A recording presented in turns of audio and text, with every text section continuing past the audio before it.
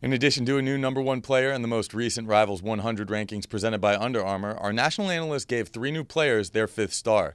The number of 5-star players in 2016 stays level, however, as 3 others were bumped back to 4-star status.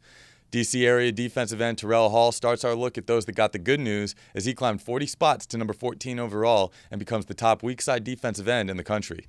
Terrell Hall, defensive end, Washington, D.C., just a very physically imposing individual, 6'5", 250 plus pounds, tremendous ability to use that length to his advantage. He was 54th before, so this isn't a huge move for him, but he took things to the next level, I believe, this year.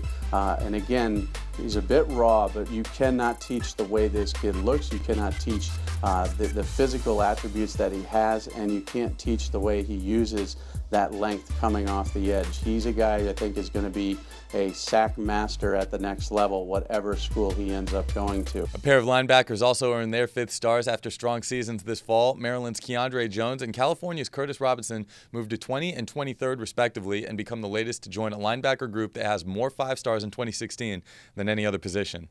Keandre Jones, linebacker, he's a long guy as well. He's not the biggest of the linebackers. He's not as physically filled out as some of these other guys, around 210, 215 pounds. He will play at 230, 235, even bigger than that, and he is all over the field. You want to talk about a quick twitch guy who covers a lot of ground from his outside position or could play inside because he is an instinctual guy. That's Keandre Jones. Curtis Robinson, also a guy, an outside linebacker, but not the biggest guy in the world either. But again, when you're talking about Keandre Jones, you have to say the same things about Curtis Robinson. He explodes to the football. He takes tremendous angles. He's still growing into his body. Instinctually, he knows where the play is going and how to diagnose it properly. And you know Stanford's going to put some weight on him, and he's going to be a thumper when he goes to that program. While those defensive players highlight the most recent rankings with the addition of their 5th stars, Florida defensive lineman Shavar Manuel fell hard, 111 spots to 130 in the country after struggling to find consistency at IMG this season.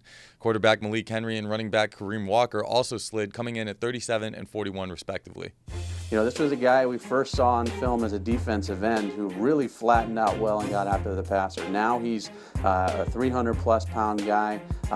You know, he's carrying a little bit of bad weight, doesn't play full-time for IMG. They do have a lot of depth, but you would expect a 5-star guy to be on the field a whole lot more than he is. Very good at run stuffing, not so great at working his way down the line of scrimmage and some of the other things you need to be an elite defensive tackle. So he dropped not only outside of the 5-star range, but outside of the Rivals 100. Very controversial with Malik Henry, but he just not has been a guy over the last 2 years in games that's been an accurate passer. That's a big question mark. In camps, he could put the ball right where it needs to be, but in game situations, now again, a different school this year for him, different circumstances, didn't play full-time, but just not overly accurate, and I think that's going to be an issue. You need to be able to complete 65 to 70% of your passes at the high school level if you're an elite quarterback.